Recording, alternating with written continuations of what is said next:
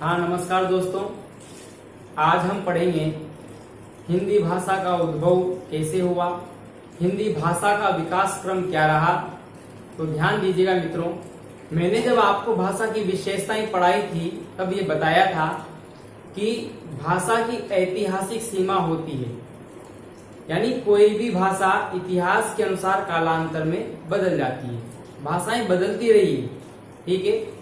भाषाएं सतत रूप में विकसित होती है या फिर समाप्त हो जाती है, ठीक है। अब ध्यान देना, हमारी जो आज हिंदी भाषा हम पढ़ रहे हैं, खड़ी बोली हिंदी भाषा, यह आज अपने परिष्कृत और परिमार्जित रूप में, खड़ी बोली के रूप में, मानक भाषा के रूप में प्रचलित है। लेकिन इस हिंदी भाषा को यहाँ तक आने में कितना समय लगा। हम सब जानते हैं कि प्राचीन भाषा रही है हमारी संस्कृत भाषा, और कहा जाता है कि संस्कृत भाषाओं से ही भाषा से सभी प्रकार की भाषाएं निकली है। कैसे निकली है जानिए मित्रों।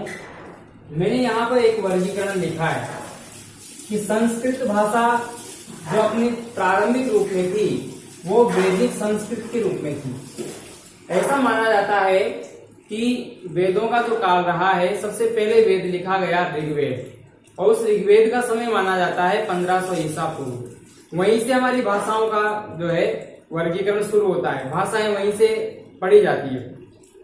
वैदिक संस्कृत में किसके आधार पर वैदिक संस्कृत नाम दिया? वेदों के आधार पर, यानी वेदों में जो भाषा लिखी गई है, प्रयुक्त भाषा जो है वो वैदिक संस्कृत है, या संहिता कह दें हम, वेदों को संहिता भी कहा जाता है। तो ध्यान देना, वेद है, संहिताएं हैं, उपनिषद है, ठीक है, या वेदांग है, ये सब जो है वैदिक संस्कृत में लिखे गए हैं। और वैदिक संस्कृत के बाद धीरे धीरे संस्कृत का जो बदला हुआ रूप है जो लौकिक संस्कृत में आया। लौकिक संस्कृत एक प्रकार की जनभाषा हुई, ठीक है। तो लौकिक संस्कृत में क्या था? पाणिनि के द्वारा जो अष्टाध्यायी लिखा गया है, उस अष्टाध्यायी में इसी लौकिक संस्कृत का विवेचन किया गया है। अब हम बात करें समय वर्गीकरण की, तो 1500 ईसा पूर्व से लेकर 1000 ईसा पूर्व, कुछ विद्वान इसको 800 ईसा पूर्व मानते हैं। 1500 ईसा पूर्व से लेकर 1000 ईसा पूर्व तक जो भाषा चली मित्रों, वो कही जाती है वैदिक संस्कृत। उसके बाद आती है हमारी लौकिक संस्कृत। तो लौकिक संस्कृत का जो समय है वो है 1000 ईसा पूर्व से 500 ईसा पूर्व। आप बात को समझने की कोशिश करना, और इस वर्गीकरण को पढ़ने के लिए एक बात ध्यान रखना कि हिंदी अपने स्वरूप में कब और कैसे आई, किस प्रकार से भाषाओं का विकास हुआ। अब लौकिक संस्कृत से भाषाओं का बदलना शुरू हुआ मित्रों। फिर आई हमारी पाली। लौकिक संस्कृत से निकली पाली, प्राकृत और अपभ्रंश। पाली भाषा में महात्मा बुद्ध के जो ग्रंथ लिखे गए हैं, उनके द्वारा जो उपदेश दिए गए हैं वो पाली भाषा में दिए गए हैं। पाली भाषा में महात्मा बुद्ध के उपदेश हैं। महात्मा बुद्ध के त्रिपिटक ग्रंथ आपने सुने होंगे, सूत्र पिटक, विनय पिटक और अभिधम पिटक। तो ये 3 पिटक लिखे गए, इनको त्रिपिटक ग्रंथ कहा जाता है, और ये पाली भाषा में लिखे गए हैं। 500 ईसा पूर्व से 1 ईस्वी सन तक। उसके बाद आगे मित्रों हमारी प्राकृत भाषा। प्राकृत भाषा को जनभाषा या आम बोलचाल की भाषा भी उस समय की कहा जाता है। और प्राकृत भाषा का जो समय रहा है मित्रों, 1 ईस्वी सन से 500 ईस्वी सन तक रहा है। आप जानते हैं जो समय है वो 0 से लेकर जो ईसा मसीह के जन्म से लेकर हमने समय की गणना शुरू की, तो सन 1, सन 2, सन 3, और आज क्या कौन सा सन चल रहा है? सन 2020। लेकिन मित्रों ईसा मसीह के पूर्व का समय थोड़ी ज्ञात है कि समय कितना था। समय तो बहुत समय से चला रहा है, तो फिर हम उसकी उल्टी गणना करते हैं। तो इसको ईसा इधर से जो गिनते हैं तो 1 ईस्वी, 2 ईस्वी, 3 ईस्वी और 2020 ईस्वी अभी चल रहा है। तो फिर इसके लिए पहले का समय गिनने के लिए पूर्व शब्द लगाया जाता है। ईसा मसीह के जन्म से पूर्व का समय तो उल्टा गिना जाता है मित्रों, 2, 3, 4, 5, 6 इस प्रकार से 1500। तो 1500 ईसा पूर्व, क्योंकि इधर के समय का जो समय सीमा है वो निश्चित नहीं है, तो फिर हम ये उल्टा गिनते 1500 से लेकर के 500 ईसा पूर्व, 500 ईसा पूर्व से लेकर के 1 ईस्वी तक तो क्या रही? 500 ईसा पूर्व से 1 ईस्वी तक तो रही पाली, और 1 ईस्वी से लेकर 500 ईस्वी तक जो भाषा चली वो रही मित्रों प्राकृत। प्राकृत भाषा में जैन धर्म के ग्रंथ जो लिखे गए हैं वो प्राकृत भाषा में लिखे गए हैं। इसके बाद आती है हमारी अपभ्रंश। अपभ्रंश भाषा को खिचड़ी भाषा कहा जाता है। मिली जुली भाषा कहा जाता है। यह इस अब अपभ्रंश तक आते आते हमारी भाषा में यहाँ से हिंदी के शब्द आना प्रारंभ हो गए थे, अरबी फारसी के शब्द आना प्रारंभ हो गए थे, और अपभ्रंश का जो बाद वाला रूप है उसको अवहट कहा गया है। ये भी ध्यान रखें आप। तो अपभ्रंश का जो समय माना गया है मित्रों वो है 500 से 1000 ईस्वी तक, ध्यान देना। अब अपभ्रंश भाषा से ही शुद्ध होते होते होते हमारी हिंदी भाषा निकलेगी मित्रों। फिर अपभ्रंश भाषा को भी सूरसेन प्रदेश के आसपास, मथुरा के आसपास का जो क्षेत्र है सूरसेन प्रदेश कहलाता है। दिल्ली के आसपास का क्षेत्र मगध कहलाता है। ये यूपी बनारस जो है बनारस के वाराणसी के आसपास का क्षेत्र जो है मगध कहलाता है। और अर्धमागधी, तो ध्यान देना, सूरसेन प्रदेश के आसपास की भाषा को सोरसेनी कहा। ये सब अपभ्रंश से निकल गए मित्रों। मगध के आसपास की भाषा को मागधी कहा, और उनके बीच के जो क्षेत्र है उनको अर्धमागधी भाषा कहा। इसके बाद अपभ्रंश से जो भाषाएं निकली वो निकली जैसे ब्राचड़ और एक पैसाची। तो ध्यान देना, इन्हीं से हमारी हिंदी भाषा का विकास हुआ है। अब हम इसमें पढ़ेंगे भाई सोरसेनी से कौन कौन सी भाषाएं निकली, मागधी से कौन सी भाषाएं निकली। इनको अब जो इनसे निकली उनको हम उपभाषाएं कहेंगे, और फिर उन उपभाषाओं से जो निकली उनको हम बोलियां कहेंगे। ठीक है, अब ध्यान देना, यहां तक का वर्गीकरण तो आपके समझ में आ गया होगा। यानी अपभ्रंश का समय क्या माना जाता है, 500 ईस्वी सन से 1000 ईस्वी सन तक। और 1000 के बाद मित्रों अपनी हिंदी के साहित्य ग्रंथ भी सन 1000 के बाद के ही मिलते हैं। चंद्रधर शर्मा गुलेरी ने 700 ईस्वी से लेकर 1100 ईस्वी सन तक के जो साहित्य लिखा गया उसको पुरानी हिंदी कहा है मित्रों। ठीक है, उसे क्या कहा है, पुरानी हिंदी कहा है। अब ध्यान देना, अगला वर्गीकरण पढ़ना आप। अगले वर्गीकरण में हम पढ़ेंगे सोरसेनी से कौन कौन सी उपभाषाएं निकली, मागधी से कौन कौन सी उपभाषाएं निकली, अर्धमागधी से कौन सी निकली, और ब्राचड़ पैसाची से कौन सी निकली। अब ध्यान देना, अगला वर्गीकरण है हमारे सामने। अपभ्रंश से कौन सी निकली, सोरसेनी अपभ्रंश। इसको क्या नाम दिया हमने, सोरसेनी अपभ्रंश। और सोरसेनी अपभ्रंश से जो भाषाएं निकली मित्रों वो निकली है पश्चिमी हिंदी। तो ये है मित्रों उपभाषाएं। ठीक है, ये क्या है, उपभाषाएं हैं। अब इन उपभाषाओं से निकलेगी हिंदी की बोलियां। तो मित्रों हिंदी की बोलियां जो है या हिंदी का जो विकास हुआ है वो 5 उपभाषा और 18 से 22 बोलियों से हुआ है। यानी 5 उपभाषाओं से 18 से लेकर 22 बोलियां जो है विकसित हुई है। किस प्रकार से हुई है, पश्चिमी हिंदी, राजस्थानी, ये सब उपभाषाएं है ना, राजस्थानी, पश्चिमी हिंदी और गुजराती। सोरसेनी से निकली है गुजराती, पहाड़ी हिंदी। लेकिन हम बात कर रहे हैं केवल हिंदी के विकास क्रम की, इसलिए गुजराती को हम इस वर्गीकरण में शामिल नहीं करेंगे, वरना गुजराती भाषा भी सोरसेनी से निकली है, ध्यान रखना ना। अब केवल हम ये पढ़ रहे हैं कि हिंदी की 5 उपभाषाएं और 18 बोलियां। ठीक है, इसके बाद मागधी, और मागधी से जो भाषा निकली मित्रों वो निकली है बिहारी। वैसे तो असमिया भी इसी से निकली मागधी से, ठीक है ना, बिहारी। लेकिन हम बात करें केवल हिंदी की, मागधी और अर्धमागधी से निकली है पूर्वी हिंदी।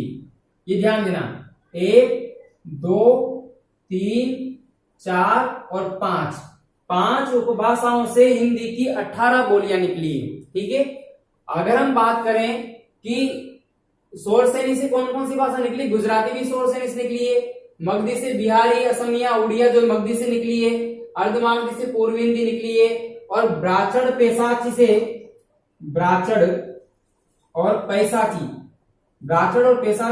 अपभ्रंश से जो भाषाएं निकली मित्रों वो निकली है सिंधी,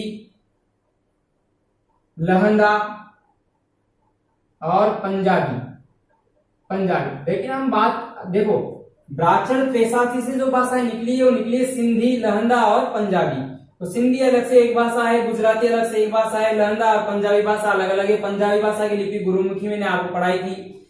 लेकिन मैं बात कर रहा हूं प्रकरण पर। आइए मित्रों, हिंदी का विकास क्रम। तो हिंदी का विकास क्रम पढ़ने के लिए हम सिंधी, लहंदा, पंजाबी को तो पढ़ेंगे नहीं, गुजराती को भी नहीं पढ़ेंगे। ये तो केवल हमने वर्गीकरण किया है कि कौन सी भाषा से कौन कौन सी भाषाएं निकली है। अब ध्यान देना, पश्चिमी हिंदी से जो भाषाएं निकली वो निकली है ब्रज बांगरू, जिसे हरियाणवी भी कहा जाता है, ब्रज बांगरू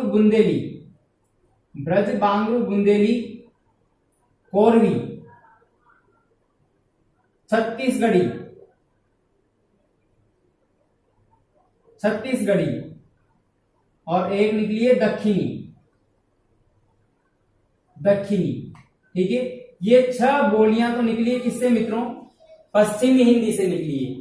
यदि प्रश्न आ जाए कि 5 उपभाषाएं कौन कौन सी हिंदी की, तो पश्चिमी हिंदी, राजस्थानी, पहाड़ी हिंदी, बिहारी और पूर्वी हिंदी। और इन 5 उपभाषाओं से 18 या 22 बोलियां, 18 से लेकर 22 मानी जाती। कैसे मानी जाती बताऊंगा आपको। राजस्थानी से जो भाषाएं निकली मित्रों, वो निकली एक तो मारवाड़ी, एक निकली है मेवाती, एक है ढूंढाड़ी, ढूंढाड़ी, ठीक है, और एक है मालवी। मालवी। ये 4 बोलियां किससे निकली मित्रों? राजस्थानी से। अब ध्यान देना, इसके अलावा भी कुछ विद्वान, एक तो बांगड़ी भाषा है, एक हाड़ौती भाषा है ना, या मेवाड़ी भाषा है, तो इनको जो है राजस्थानी के अंदर शामिल किया जाता है। कौन कौन से? एक तो मेवाड़ी है, एक बांगड़ी है और एक हाड़ौती है। तो हाड़ौती 7 बोलियां राजस्थानी से निकली है।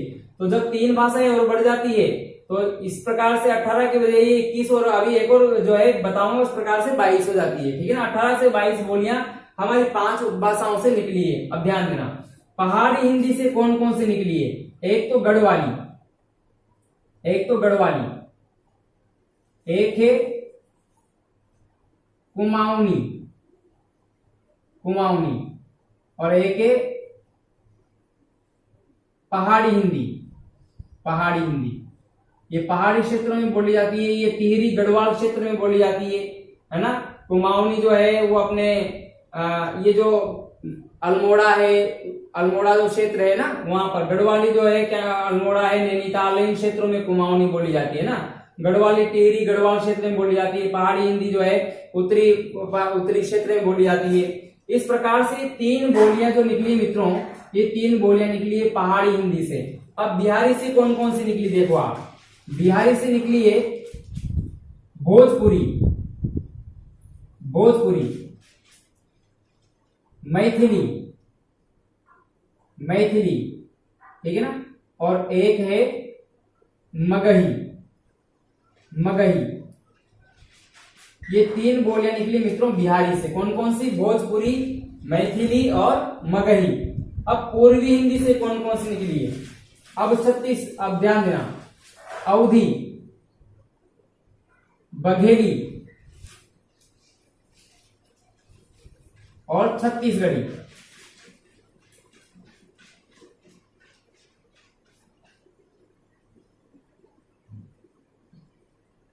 यहां ये छत्तीसगढ़ी यहां पर नहीं आएगी।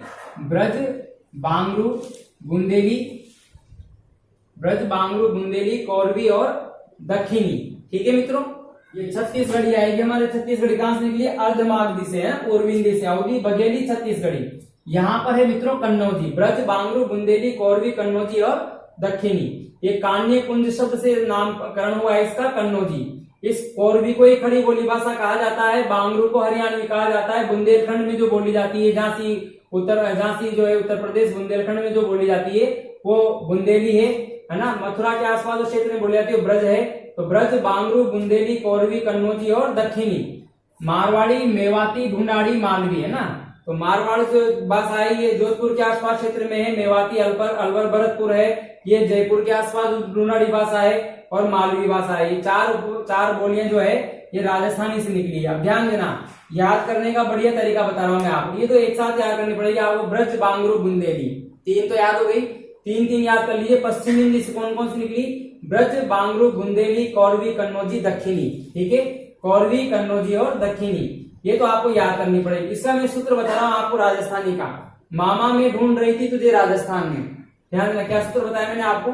मामा में ढूंढ रही थी तुझे राजस्थान में। मामा मारवाड़ी और मालवी, में मेवाती, ढूंढ रही थी यानी ढूंढाड़ी, कहां ढूंढ रही थी? राजस्थान में। हो गई 4 बोलियां याद। मामा में ढूंढ रही थी तुझे राजस्थान में, हो गई राजस्थान की 4 बोलियां, ठीक है। अब पहाड़ी हिंदी, तो पहाड़ी हिंदी में एक तो नाम है सही, पहाड़ी हिंदी या पश्चिमी पहाड़ी हिंदी, ठीक है। पश्चिमी पहाड़ी हिंदी भी से हम कर सकते हैं। गढ़वाली और कुमाऊनी, ये तो याद हो जाएगी, गढ़वाली और कुमाऊनी, है ना। अब इसको याद कीजिए आप बिहारी को। बिहार ने भोजपुर से मेथी मंगवाई। अब ध्यान देना, बिहार ने भोजपुर से मेथी मंगवाई, ये सूत्र तैयार हो गया आपका। भोजपुर से यानी भोजपुरी, मैथी यानी मैथिली, मंगवाई मगही, ठीक है। तो बिहारी से जो 3 बोलियां निकली कौन कौन सी? भोजपुरी, मैथिली और मगही। अब ध्यान देना, पूर्वी हिंदी से कौन कौन से निकली? इसका सूत्र है अब 36 रुपए में पूर्वी हिंदी। अब 36 रुपए में, तो आ से तो अवधि और ब से बघेली। अब 36 रुपए में पूर्वी हिंदी, और 36 मतलब छत्तीसगढ़ी। आसानी से याद होगी मित्रों सारी भाषाएं। दोबारा ध्यान देना, अगर हमें पश्चिम हिंदी की बोलियां याद करनी है तो पश्चिम हिंदी की बोलियां कौन कौन सी है? ब्रज, बांगरू, बुंदेली। ब्रज, बांगरू, बुंदेली, कन्नौज, कोरवी और दक्षिणी। इसके बाद है राजस्थानी। मामा में ढूंढ रही थी तुझे राजस्थान में। मारवाड़ी, मालवी, मेवाती और ढूंढाड़ी, ये कहाँ की है? राजस्थान की है। और पहाड़ी जो हिंदी है वो कौन कौन सी है? कुमाऊनी, गढ़वाली और पश्चिमी पहाड़ी, ठीक है। इसके बाद आइए आप बिहारी पर। बिहार में भोजपुर से मेथी मंगवाई, यानी भोजपुरी, मैथिली और मगही, ठीक है। अब 36 रुपए में पूर्वी हिंदी। पूर्वी हिंदी की बोलियां कौन कौन सी? अब, अवधी, बघेली और छत्तीसगढ़ी, ठीक है मित्रों। ये हो गई हमारी 5 उपभाषाएं, 18 बोलियां। ध्यान देना, 6 तो हो गई किसमें? पश्चिम हिंदी में। 4 किसमें गिनाई मैंने आपको? राजस्थानी में। 6 4 कितनी हो गई? 10। 3 किसमें गिनाई मैंने आपको? पहाड़ी हिंदी में। और 3 किसमें गिनाई मैंने आपको? बिहारी में। तो 10 और 6 जो कितने हो गए? 16। 16 के बाद 17, 18 और 19। अब ध्यान देना, ये जो 18 बोलियों में पहाड़ी हिंदी को अलग से नहीं गिना जाता। अब मैंने कहा था आपसे कि 5 उपभाषाओं से 18 से 22 बोलियां निकली है। तो 18 तो कौन कौन सी हो गई? 18 तो ये है 6, 4, 10 और 2 गिनेंगे इसमें से ना, गढ़वाली और कुमाऊनी। 10, 2, 12 और 3, 15। 15 और 3, 18। लेकिन जो 22 है, 22 को गिनने के लिए एक ही पहाड़ी, पश्चिमी पहाड़ी गिनी जाती है, पश्चिमी पहाड़ी हिंदी। एक तो इसको गिना जाता है, तो एक तो ये बढ़ गई, और 3 यहाँ बढ़ जाएगी हमारी। कौन सी हाड़ होती? मेवाड़ी और बांगड़ी। तो 3 जब यहाँ बढ़ जाएगी और 1 यहाँ बढ़ जाएगी तो 4, तो 18 में 4 जोड़ती कितनी जाएगी मित्रों? 22। इस प्रकार से 28 से 22 बोलियां हमारी हिंदी की 5 उपभाषाओं से निकली है।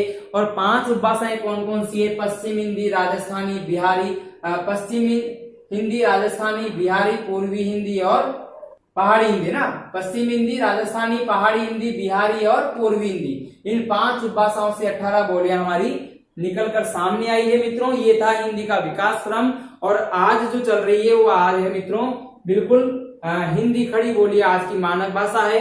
और ये खड़ी बोली किससे से निकली है? कोरवी से जो है विकसित हुई है। कोरवी को ही खड़ी बोली कहा जाता है, किंतु आज संपूर्ण हिंदी भाषा के लिए खड़ी बोली विशेषण के रूप में प्रयुक्त किया जाता है। ठीक है मित्रों, आज संपूर्ण देश की जो भाषा है हिंदी, उसे खड़ी बोली कहा जाता है। लेकिन ये कोरवी जो खड़ी बोली है, ये केवल दिल्ली के आसपास के क्षेत्र में ही बोली जाती थी। और इस खड़ी बोली का अर्थ खरी खरी लगाया जाता था। ठीक है मित्रों, ये था हमारे हिंदी भाषा का विकास क्रम।